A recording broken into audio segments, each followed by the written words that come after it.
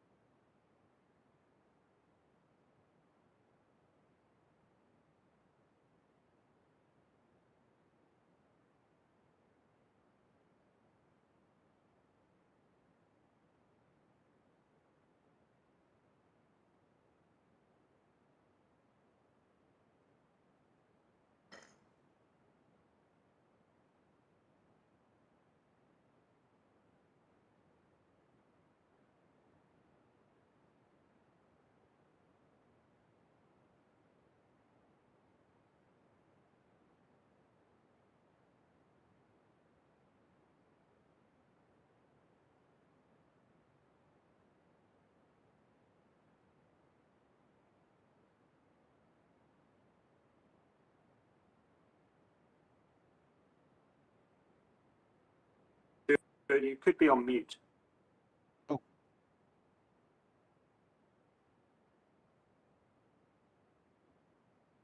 I am not on mute.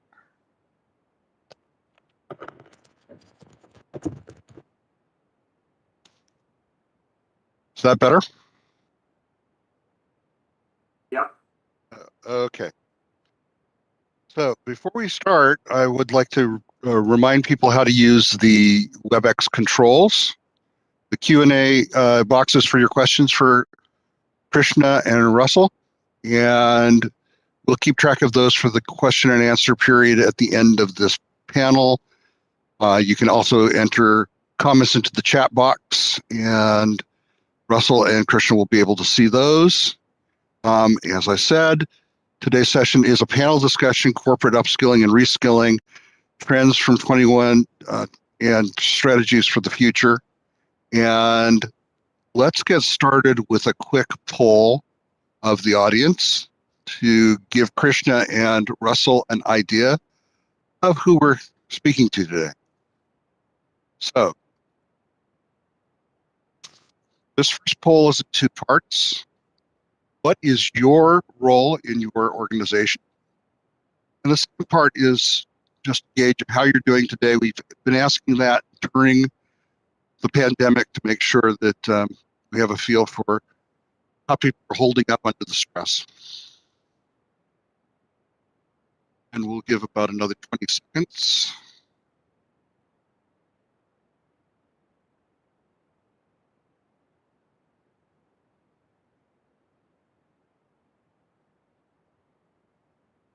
We'll close the poll in about 5 seconds. 3, 2, 1.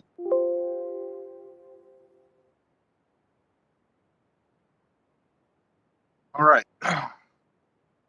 The largest cohorts are other functional leader and learning and development managers.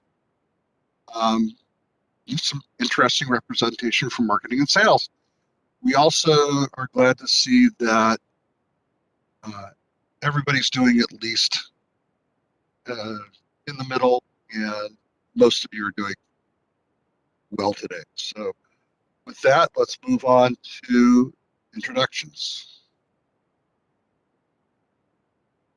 Our panelists today are Krishna Kumar, the CEO of SimpliLearn, and Russell Kenrick, the Managing Director of ILX. Krishna founded SimpliLearn in 2010. It went from being a blog on project management to worldwide digital education company with 3 million users and counting. And he is an acknowledged thought leader in edutech. Russell leads a portfolio of companies that specialize in corporate training and consulting, based in the UK, where they are SimpliLearn's partner and operating in a number of different countries. So we're very glad to have you both here today. And I'm going to start off with an interesting fact. Upskilling and reskilling took precedence in 2020 because of the patterns that were established before the pandemic and the acceleration of the pandemic imposed on everyone in terms of new behaviors and the need to do things in a non-contact fashion. So what you both see as the biggest changes that enterprises have had to make to adapt to this new reality? Um, I'll let you start.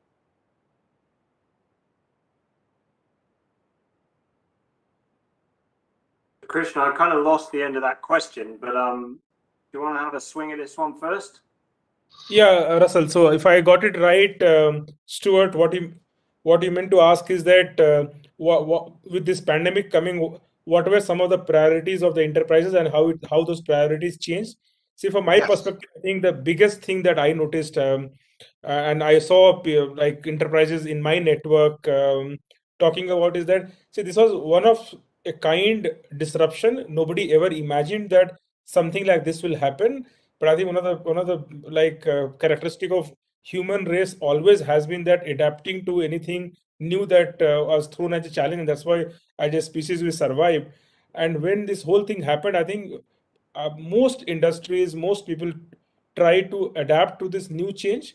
And I think within a couple of months, we all accepted this as a new reality, that this is the new reality now. Keeping this as a constant, let's figure it out on what as an enterprise we can do, right? So when you think about it, digital disruption, I think that it was already happening before the pandemic also. It was not something new.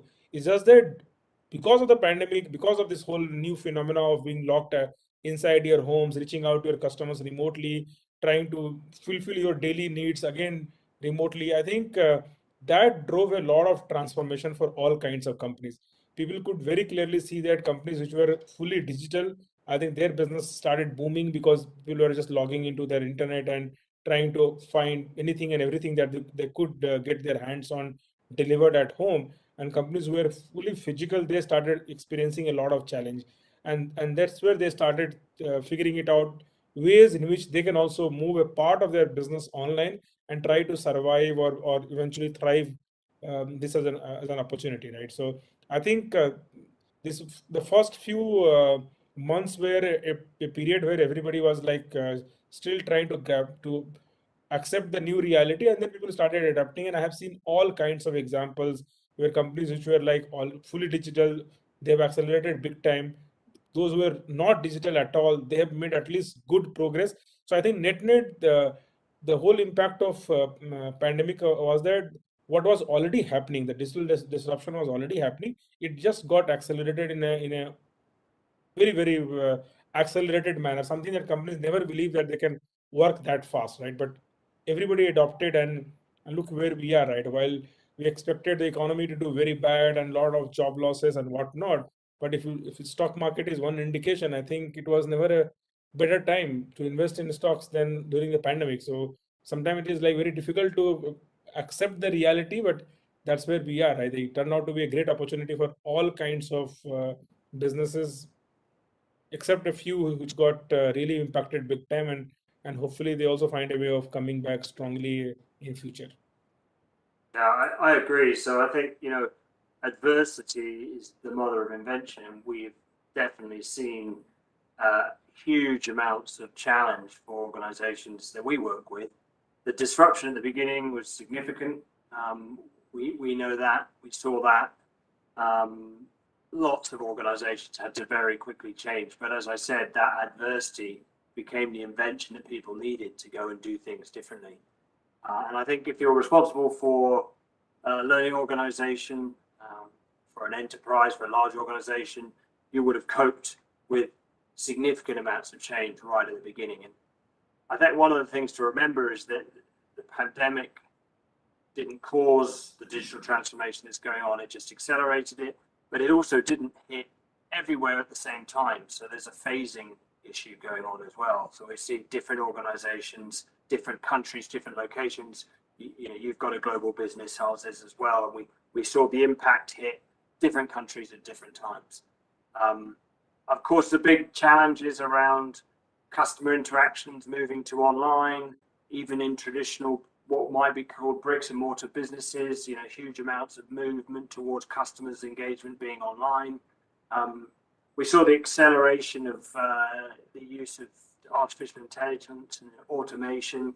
Lots of jobs that just used to exist all of a sudden couldn't exist, and then organizations found ways to innovate around them, and now those jobs don't exist anymore. They've almost been automated out of the employment system. We're seeing quite a big distinction between organizations who could easily work from home and those organizations with frontline workers where working from home is not possible. So you've got that at play, and I guess if you're supporting an enterprise that has frontline workers and work from home workers, you've got to balance the needs of both of those core audience groups. And what we're seeing now is this sort of real acceleration of so many businesses, yes, led by tech businesses, but almost all businesses now, and that is leading to some significant skill shortages. And I guess one of the reasons we're talking here today is this concept of can you hire in the resources you need to help you achieve your business goals, or do you have to upskill and reskill those people within your organization? And it very much depends on where you are in your own growth cycle as an organization. But we saw jobs lost during the pandemic, and some of those low-skill jobs may never come back. And so that poses some challenges going forward. But I do agree with you when we talk about digital transformation already being underway, and the impact of the pandemic was really an accelerant for it. Yep.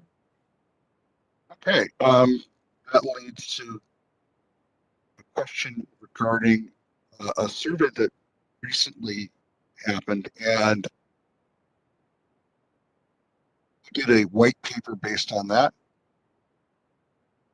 Donald H. Taylor looked at the L&D professionals worldwide, asked them what was the top of mind trend for this coming year. This was at the beginning of 2021. And reskilling and upskilling were the top trends in collaborative social learning as a modality for that. So, given that, how do the changes in digital transformation drive what skills enterprises require? What things they need to add to their teams, what things that they need to deepen. Russell, you mentioned AI, for example. How does it also impact the tools that enterprise L&D uses for upskilling and reskilling? And I've put that question into the chat box so that. I mean, from my point of view, there's two things colliding here. On one hand, you've got some skill shortages that are developing particular areas, and that's colliding with other areas where automation is taking jobs away. So both of those factors are at play, and sometimes the narrative around them is contradictory. So when I think about skill shortages, I did something this morning. I just went into Google. How many vacancies have we got in my three big core markets? How many vacancies are there in the UK at the moment? It's about 1.1 million vacancies. How many vacancies are there in the Australian market? It's about 330,000. How many vacancies are there in the US at the moment? 10 million vacancies. So, just their very quick Google survey, hands up, it may not be accurate, but you get the flavor for there are, millions of vacancies if you look across the world. And those vacancies are in areas maybe that are different to where the labor gaps that have been created by coronavirus and the pandemic. And so if you're in enterprise learning and you're thinking about this challenge of I've got skill gaps, I need more technical roles, I need more program management roles, I need more data scientists, but the pool of employees that we're looking to recruit from might not have those skills. You've got that kind of problem. Another survey I looked at recently, I think it was a McKinsey survey called Beyond Hiring, and they said about 87% of employers are currently experiencing skill gaps or expect them in the next few years. So that's almost everybody, and that's a significant thing for us to deal with. Krishna, do you want to add something before I go into the tools and the things that are going on? Yeah, Russell, I definitely want to add. See, one thing completely aligned with what you said about automation taking away job, and at the same time, everywhere you see there are a lot of openings. In fact, I want to add the India angle here. So, as a country, we are a country of billion plus people, right?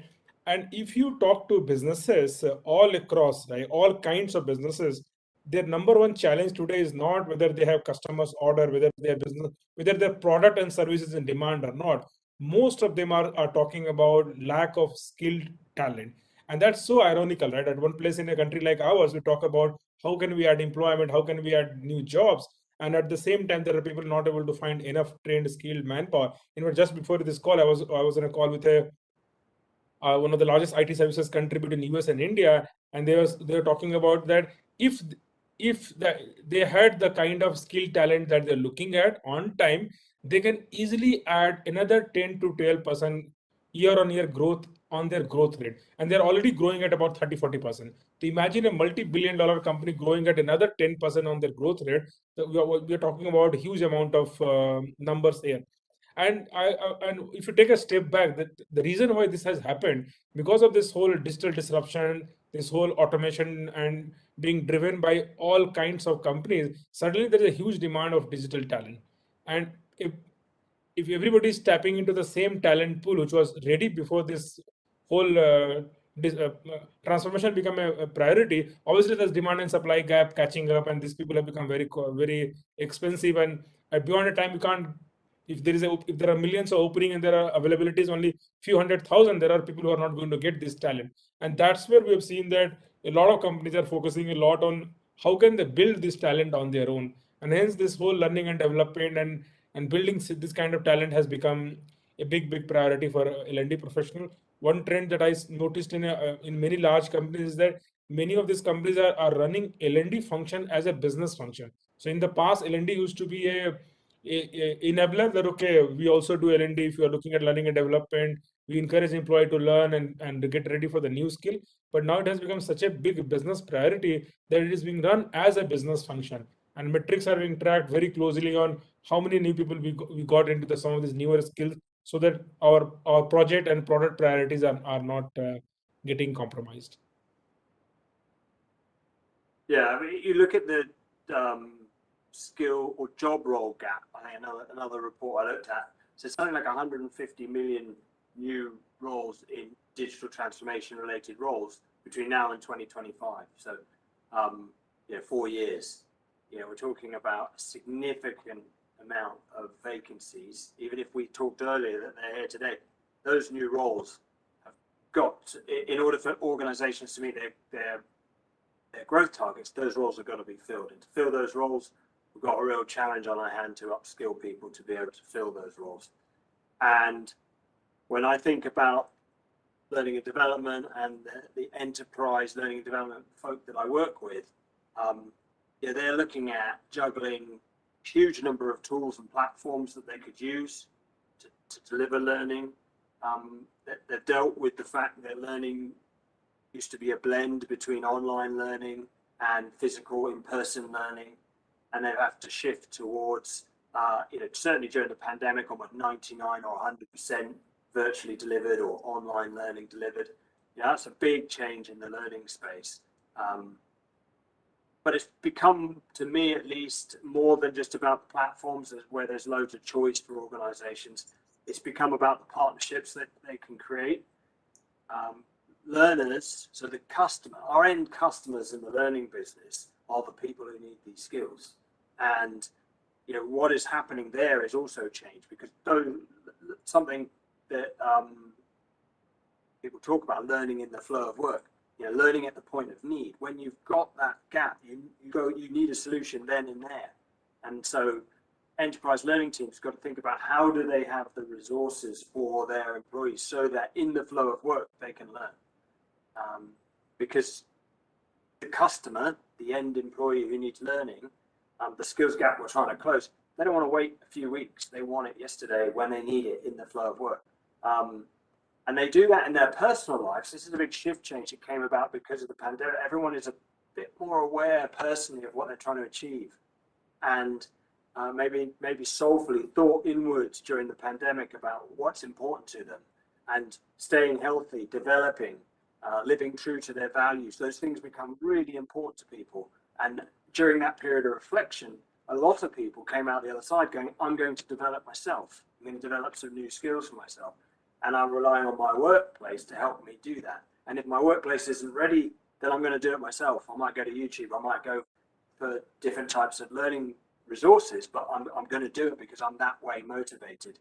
And I think that's where enterprise learning teams need to think about how do they build a culture for learning within their organization. Because if you can build or foster a culture of lifelong learning within your organization, you're on the right direction. And I always classify that as being able to say, are people focused on growth? Are people trying to become masters of different subject areas, not just one? Are they being stretched out of their comfort zone? Are we promoting them to take personal responsibility for their learning? Are we helping people to direct them to learn the things that they love? If you can align somebody behind something that they're passionate about and provide them new skills about that, you've got a highly sort of focused, highly valuable employee and somebody who's enjoying life. And if you get those things right, then the objectives of how do we fill some of these vacancies, how do we get people doing these jobs, they sort of solve themselves. So what we know from the digital transformation is that digital transformation requires digital skills. So as you pointed out, this is not a new thing. It's been accelerating before 2020, got into overdrive during the pandemic. So now digital skills are essentially survival skills.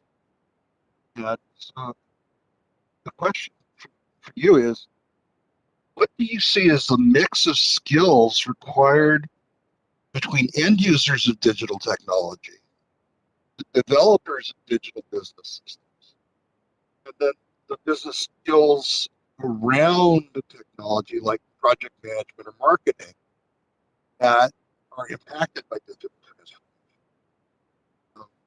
Russell, you want to take that one?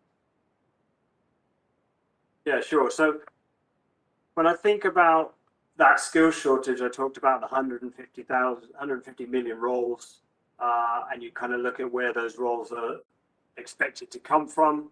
That'll give you some clues to the sorts of programs that might be needed, and the skills that might be needed. But I'd take a step back from that a little bit and say this is, again, advice or thoughts around managing learning for an enterprise. Learning should be thought of as a strategic capability, a strategic differentiator in an organization's value proposition. And then when you think about designing or developing learning programs or a curriculum, set against those skill gaps, it's about saying, well, what are the skills that this organization needs? Where are the gaps likely to be in the future? And then deciding which of those gaps we're going to reskill employees to fill versus which are we going to hire in external new talent in order to fill them. And that's where you can do a time and a cost analysis to say, well, which is the right approach. If you need it super quick, maybe hiring is the right approach, but maybe if you can see in your roadmap, in your pipeline, a flavor or a transformation, you can look at different ways. And I would say, back to number of different jobs. Technical skills like software development, mobile software, cloud, data, machine learning, cyber security. If we've got this much digital transformation on, there's a hell of a lot of project managers needed. There's a huge amount of change going on. Change is just projects. So, those are the sorts of technical skills that organizations need to invest in, but they also need to invest in the leadership skills and the softer skills that allow and enable people to build teams and to deliver and execute on strategies.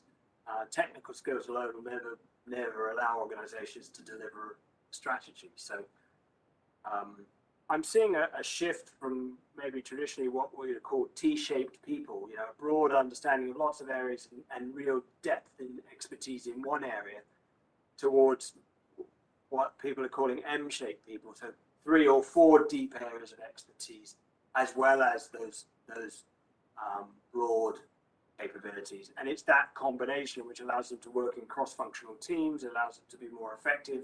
So if I'm thinking about the enterprise, how do I encourage the people in my organization to be able to fulfill multiple skill areas in overlapping areas? Those are the sorts of things that I can see. And how would I blend the content between formal structured content and informal, say, less structured content, more bite-sized content? Because again, people don't always have the time to do a 2-hour module or a long course. Some do, but not all of them do. And so for enterprise teams, is how do I provide people with small nuggets of bite-sized content as well?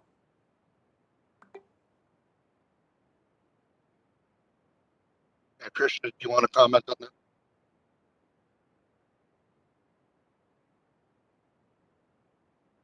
I think, Stuart, I don't have anything to add. I think I completely agree with what the points that Russell has made. So I think let's get to the next point. I think all the point I completely agree. Okay. As a sidelight, we have a definitional question from one of our YouTube viewers. Asks, what do you see as the difference between upskilling and reskilling? So that. I'm not able to hear you, Stuart, very clearly. Russell, is it the case with you also? I think I got the question. So that how do we define the difference between upskilling versus reskilling? Yeah. So I'll take it up that, Russell. See, I think from my perspective, I think obviously these words are being used quite together in various conversations. But from my perspective, see, reskilling is a event based action wherein you were working on a certain industry, certain area, certain role, and based on how the whole world is shifting, you acquire a major skill. So you completely reskill from one place and get ready for a new role. So it's a very involved process, requires a lot of time to shift from one role to another role. Sometimes it can be the role within the same industry, sometimes it can be totally changing the industry also. There are a lot of people who have changed industry very, very successfully depending upon their circumstances. So that's reskilling. One example to understand is this whole like airline industry. Airline got impacted in a big way, and we saw all kinds of reskilling be done by people who were serving the airline industry, and they got ready for various other jobs in other industries if you are looking for this kind of more or less same raw talent, but additional skill that made them employable. And upskilling is a process of continuously and constantly learning something new, so that you are on top of your game, right? And upskilling need not be happen through a formal training process. While you execute your job, also you can upskill. You can watch a short YouTube video and you can learn. You get mentored by your maybe your manager who's trying to explain you the new role and what he or she expects from you to deliver that role. So upskilling is a constant process. We are doing it all the time. Everyone does it. Sometimes upskilling can also be done through a structured program, but reskilling is usually done through a very, very structured program to get you ready for the new role. Very good. That's a clear explanation. That's actually a clearer explanation than the idea I had in mind. So Russell had talked a bit about what the impact of work from home had to do, and the workforce is kind of split between essentials, the people who have to be at work in person, and remotes, who are the people who can work from home. And as you mentioned before, this happened suddenly. This happened overnight. But it also means that in-person training is no longer an option for people who are working remotely. So, how has this impacted the way corporate learning and development has been structured and delivered for the new environment? Right, Christian, you can take that. So actually, if I get it right, Stuart is saying that essentials have to work from office, and people who are working remotely, they can work for remote. Frankly, I'm not like necessarily agree with this statement. See, it all depends upon the nature of the job, right? So what we are telling by this statement, that if you're working remotely, you are not effective. I don't think you can make a generic statement like that, right? There are roles that can be performed perfectly well remotely. There are roles that require being in person. Like for example, like if you have an operation to perform, the doctor has to be in operation theater personally, right? But if you have to like just consult a patient, and doctor can maybe perhaps do it remotely to speak and maybe come and check the vitals later on in person, right? Something similar is true in the digital industry also. Like a lot of work, training, customer service, handling queries, all can be perfectly done remotely. So I think the definition of what is essential and what is not essential is not dependent upon whether you are working remotely or you are working in person. It depends upon the roles. Some roles require in physical presence, some role requires remote presence, and the work that is happening remotely can also be an essential work. Not necessarily it's a second priority work. Yeah, it's an unfortunate choice of words that that particular consultant used when they developed those terms, because essential people, in their view, are the people who have to be hands-on out in the field, but that doesn't make the people doing remote work any less essential, obviously. Um, so yeah, I agree entirely with your point. Then the question has to be, you know, now that we have so many people who are working remotely, um, we've seen in SimpliLearn's business the impact that that's had on demand for our services. So could you comment a bit on how that's changed for enterprise learning and development industry wide?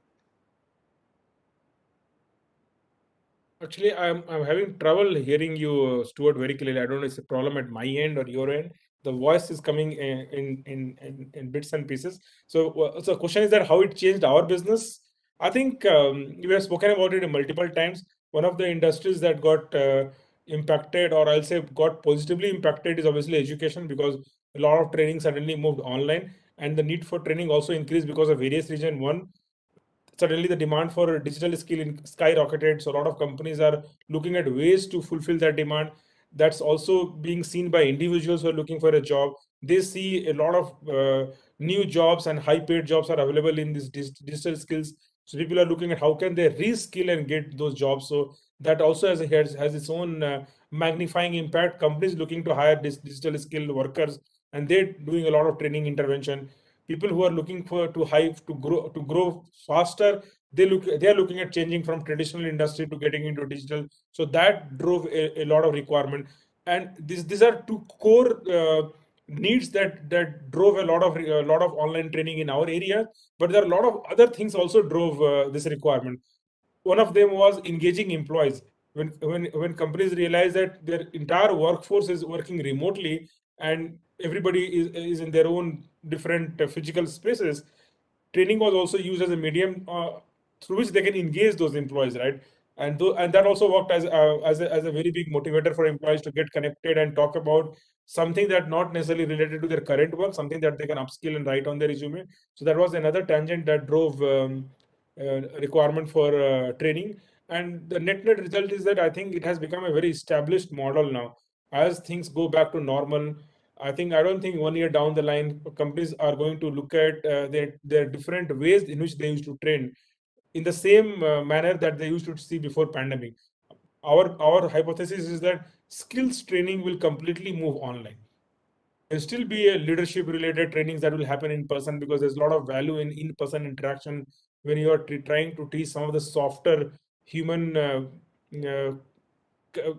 human kind of a skill. But when you're like trying to teach hardcore digital skills, something that you write a code and it gets implemented, something that you try, you can learn by doing very easily, and there's only one way of doing that. I think those kind of trainings will completely move online to a large extent.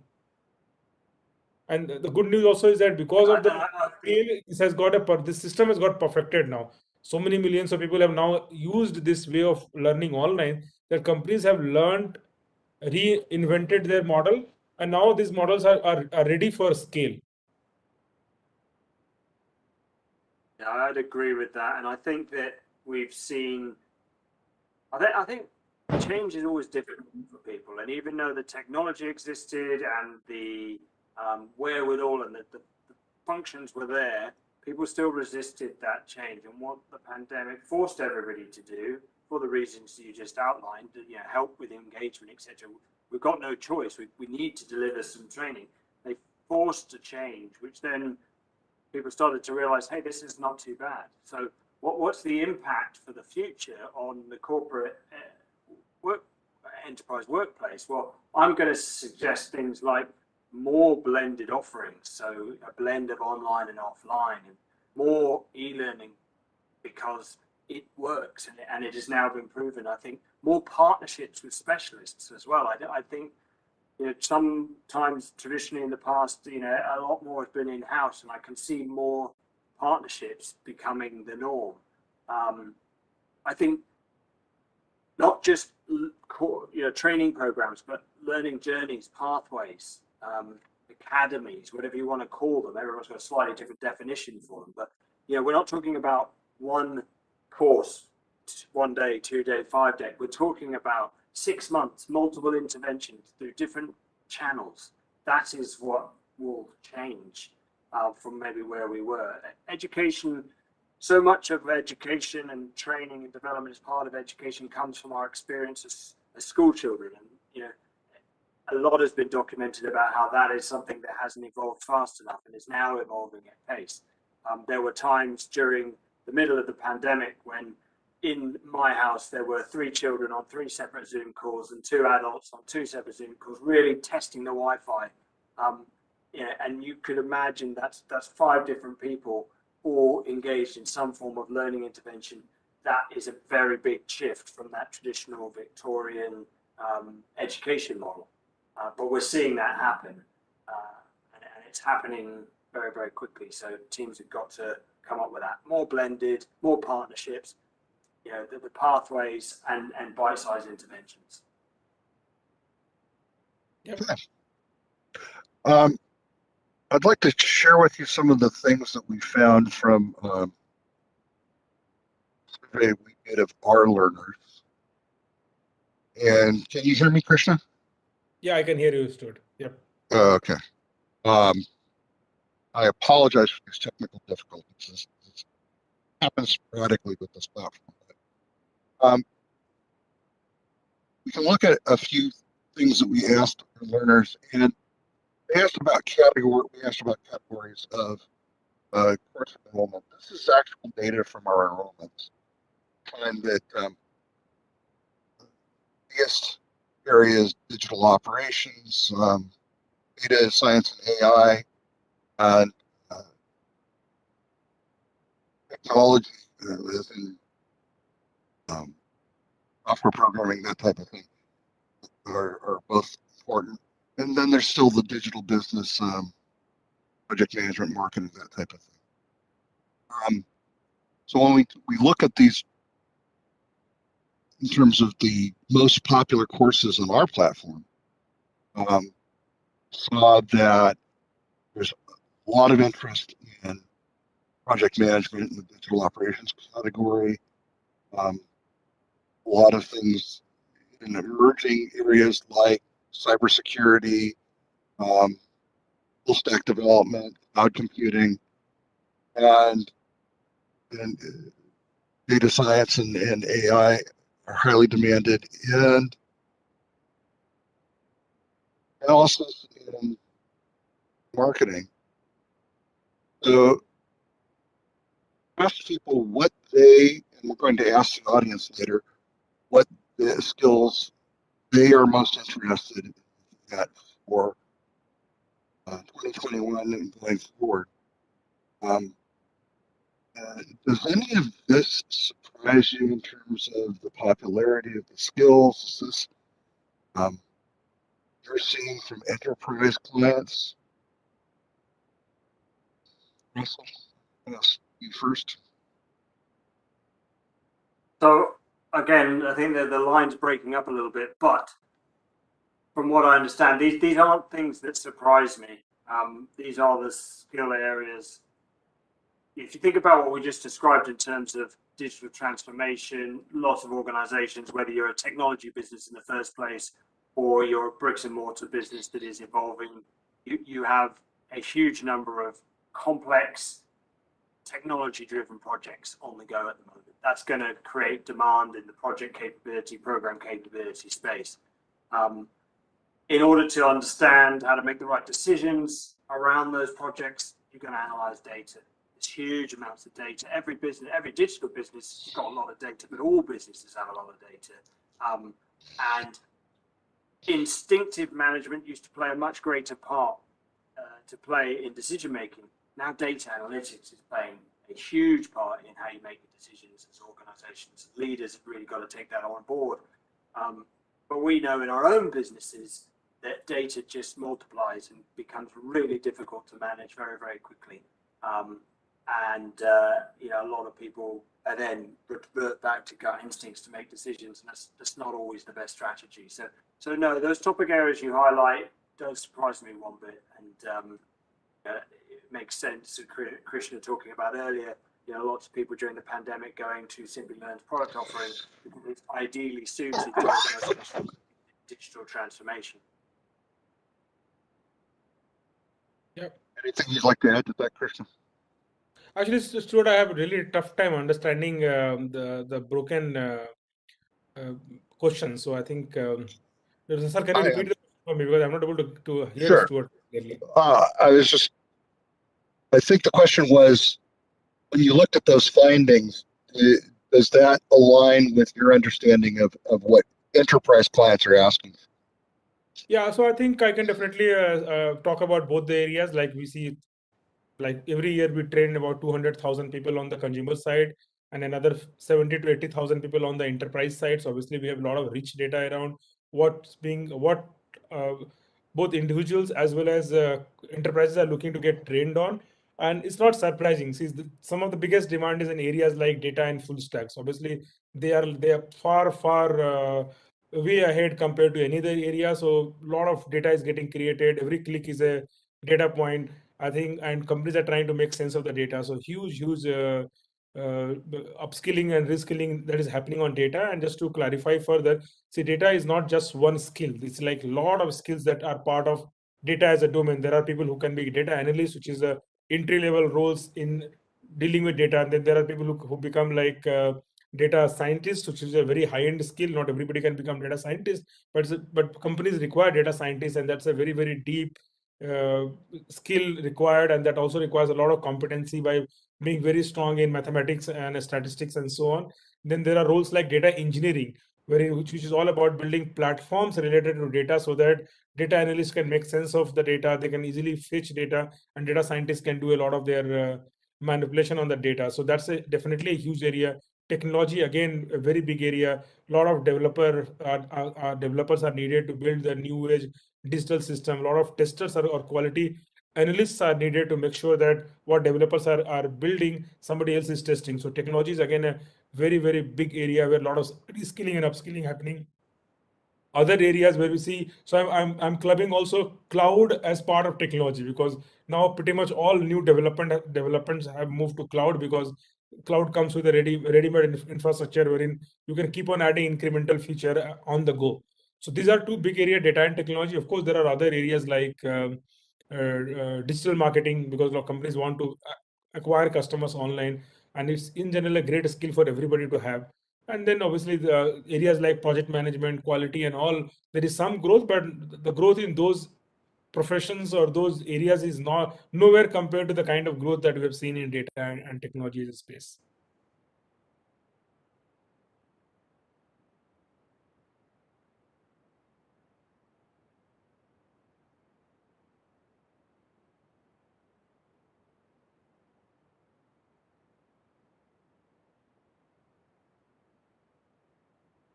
I'm not sure if we can hear you, Stuart.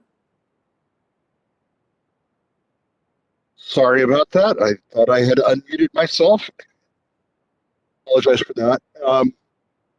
If you could start on this slide by addressing these trends, and then Russell, if you could add color to that.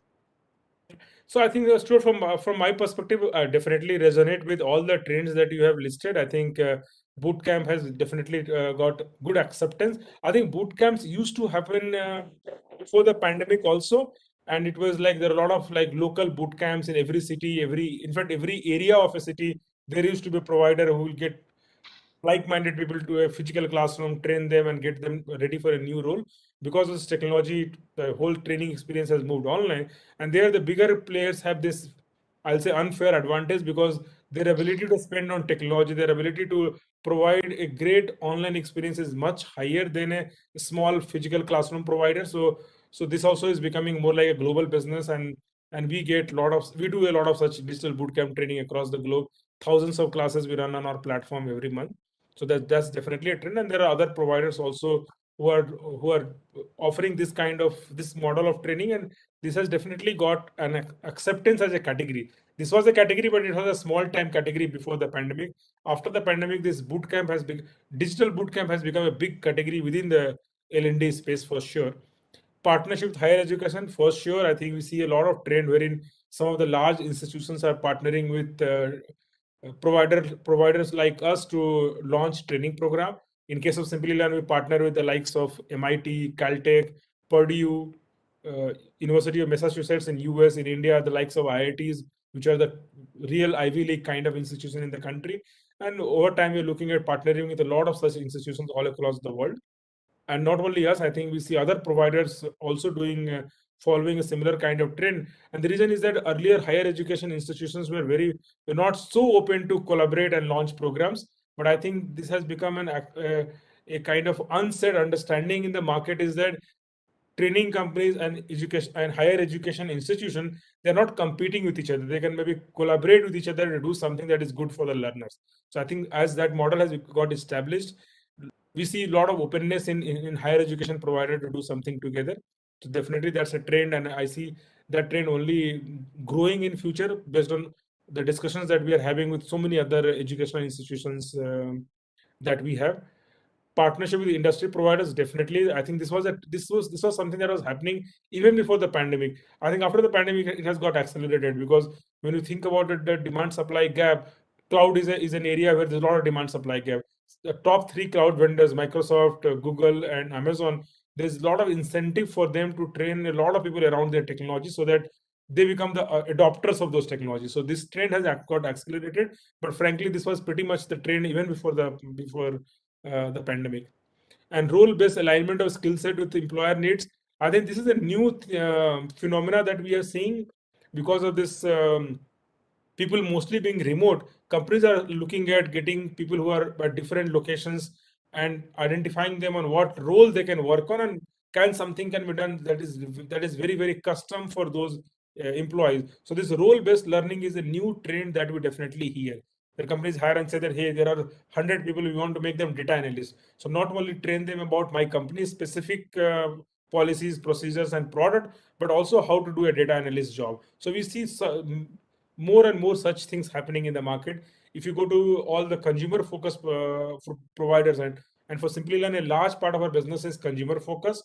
Most of the courses will be named this way.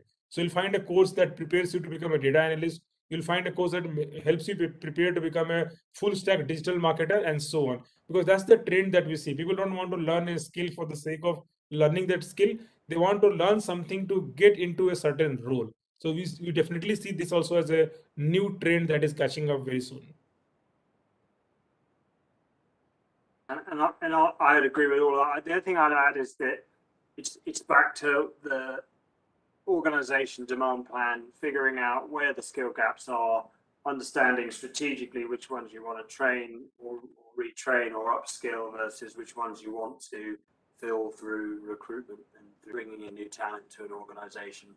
And I see that the real challenge for people is going to be building cultures that hold on to great employees, getting the balance right, because there's going to be high demand for some of these roles, and then building up a pipeline of new talent comes maybe through people who are new to your organization or at the beginning of their careers, where you can put together learning programs that are spread over a slightly longer period of time, but give them the essential skills they're going to need to fill those skill gaps you've identified in your strategic demand plan.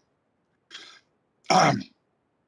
So those are great answers, and that lead us to our last poll, which relates to what our members of our audience see as the critical skills for their enterprises. So about 40 seconds to answer this poll.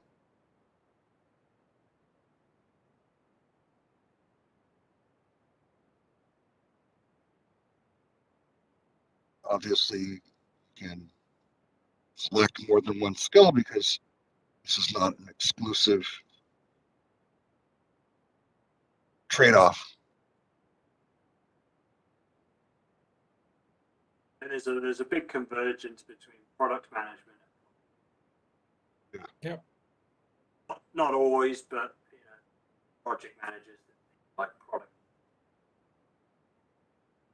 And part of the question, of course, is how soon you would want to start a program like that. So let me show the results. And indeed, the project management business skills are the most popular category, but it's a pretty broad distribution. And more than a third of the respondents say they would like to start that kind of training in their companies right away, which makes perfect sense. So with that, I'd like to move to questions and answers. And we have a few questions from the audience. The first one is from Abhishek, who asks, where do you see the major gap between skills requirements and trained consultants? So if I understand that question, is how do you match up the skills that an enterprise needs versus people who can fill those skills on a consulting basis versus people who can be trained to do that internally?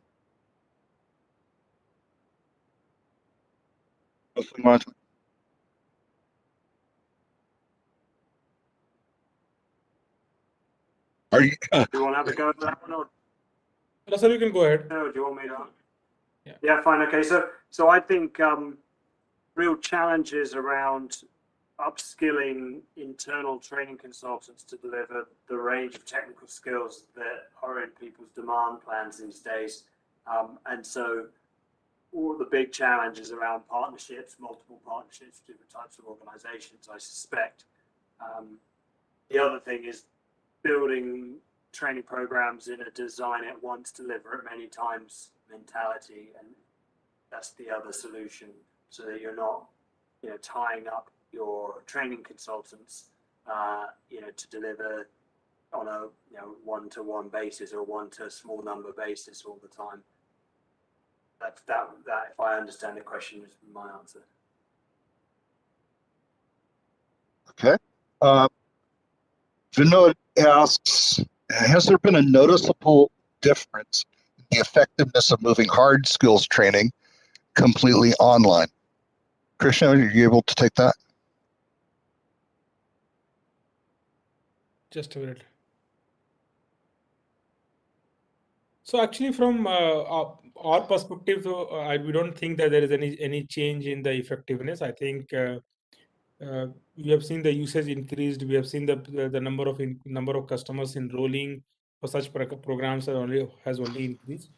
See, at the end of the day, it's an individual choice. Like some people learn uh, very comfortably sitting at their desktop as long as there is all kinds of support. There are people who might find getting into a classroom and talking physically with other participants and instructor much more comforting. But I think when it comes to whether the trainings can be delivered effectively online or not, I think there is no question to be asked there. We have like there is data points of millions of people who have learned effectively. But again, it's an individual personal choice. I don't think it's whether one model works or another model works. Okay. I agree with that.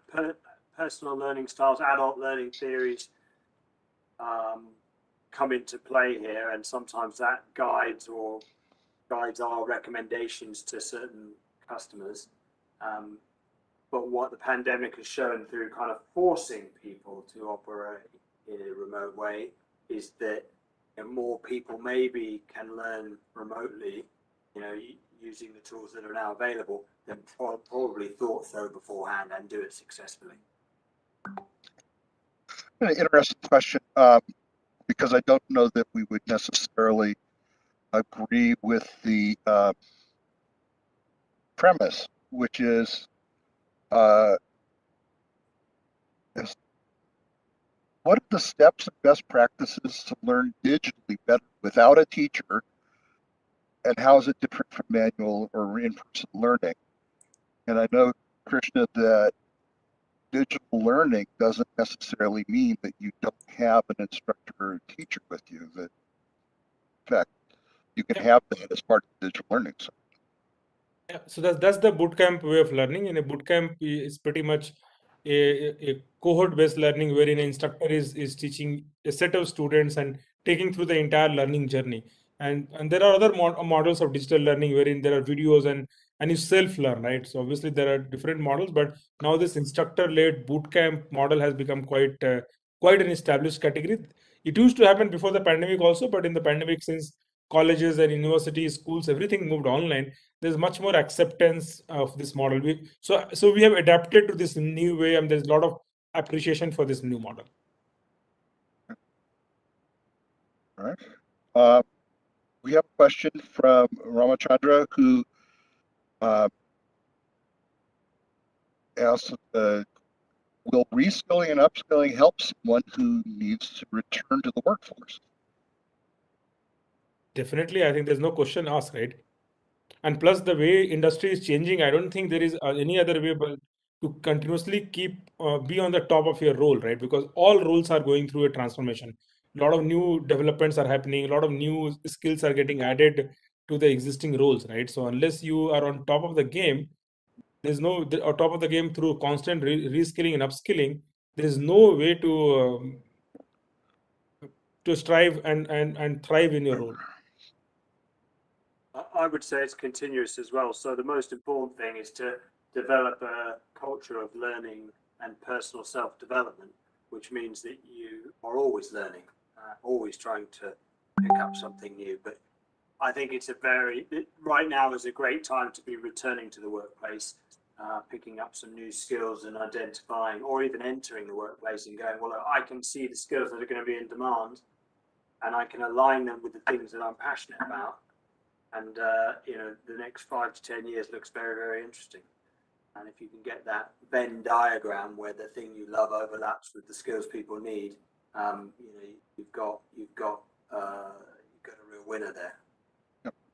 That leads into a question Tahira, who asks, what's the importance of an employee themselves taking the responsibility for their upskilling, their upgrading, and how do they make that a systematic part of their long-term development plan? So very few people get the luxury anymore of working for one organization for all of their career. And you might even say, that's not even the most recommended approach, but it's very rare indeed. So, you know, your personal learning and development journey is something that everybody must take responsibility for. I feel very passionately about that myself.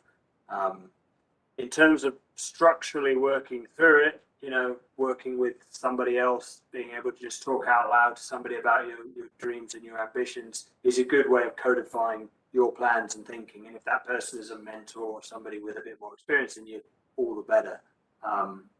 But definitely, if you're relying on your employer to develop your career, you're making a mistake, in my opinion. I mean, they may help fund it, they may point you in the right direction, they may encourage you along that journey, and I hope they do. Good employers will, but you have at least a 50% or 51% part to play in that, if not more. Christian, we have a last question. There's a question from Kyle who asks about how organizations like SimpliLearn are using partnerships with colleges and with higher education, and how do you select those partnerships, and what makes those partnerships different from other modes of learning or training? So, Kyle, from SimpliLearn perspective, see, we have partnered with some of the top institutions in the world, and the reason for our partnership is that those institutions have got built over a really long period of time, and they have a history of introducing topics and history of teaching new concepts in a way that not everybody understands that pedagogy. So, when we are partnered with an MIT and Caltech, they are known for teaching some of the toughest technology related topics, and they're experts, and some of their professors are authority in themselves when it comes to those topics, right? So our idea was to like build something that's not otherwise easily available for people from any part of the world to go and learn from them. So we wanted to get the best of the world to partner with us so that we can impart their knowledge to a wider audience all across the world. And our partnership philosophy is like very crisp and clear.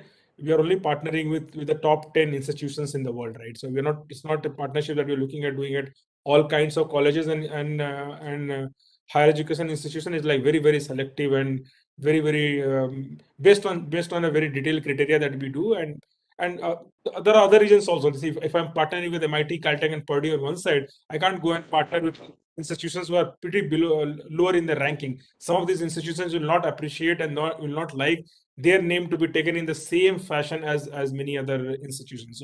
So that's also is a driver when it comes to selecting our partnerships. Okay, we have one last question. I think maybe Russ could take this. Talk about reskilling and upskilling, helping someone return to the workforce. Follow up from that user is, are there special challenges for people who are 50 or older?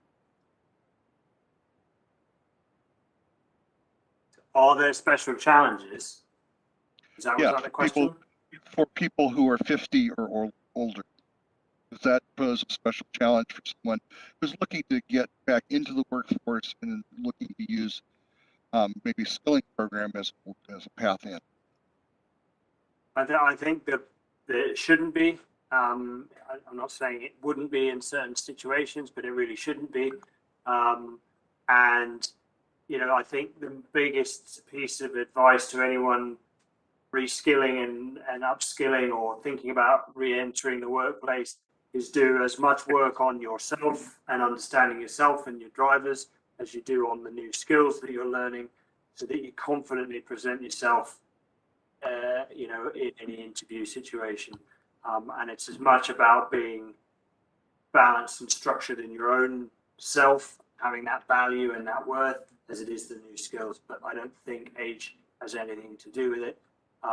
There's a great book out there called The 100-Year Life, and if you haven't read it, I suggest you read it.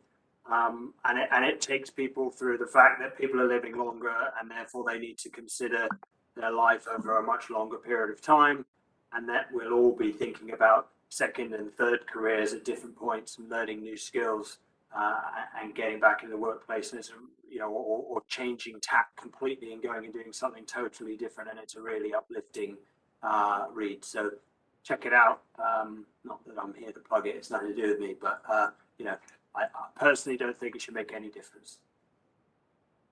Great, that's very encouraging. So let me close out the session by saying thank you to our panelists. Krishna and Russell both have LinkedIn profiles, and I'm putting the LinkedIn profile links into the chat so that you can access them directly there. And with that, I'd just like to ask people to stay in touch with us on our social channels at SimpliLearn, on Facebook and Twitter, and on LinkedIn. We're easy to find under SimpliLearn. Russell, do you have social channels that you'd like to promote? Yeah, if you just Google ILX Group, we've got Facebook channels, Twitter channels, LinkedIn channels, all the usual socials. You'll find us there. You might even find us on Instagram these days. Okay, and again, thank you both for being here and for a very lively discussion. We will be sending a link to the discussion recording to our attendees, and we'll also be sending a link to the white paper that we referenced in the presentation. So look for that in your email in the next few days. And to our attendees from India, joyous Diwali holiday, and thank you all for being here. That concludes our webinar today. Thank you. Have a good one. Bye-bye. Thank you very much, everybody. Thank you.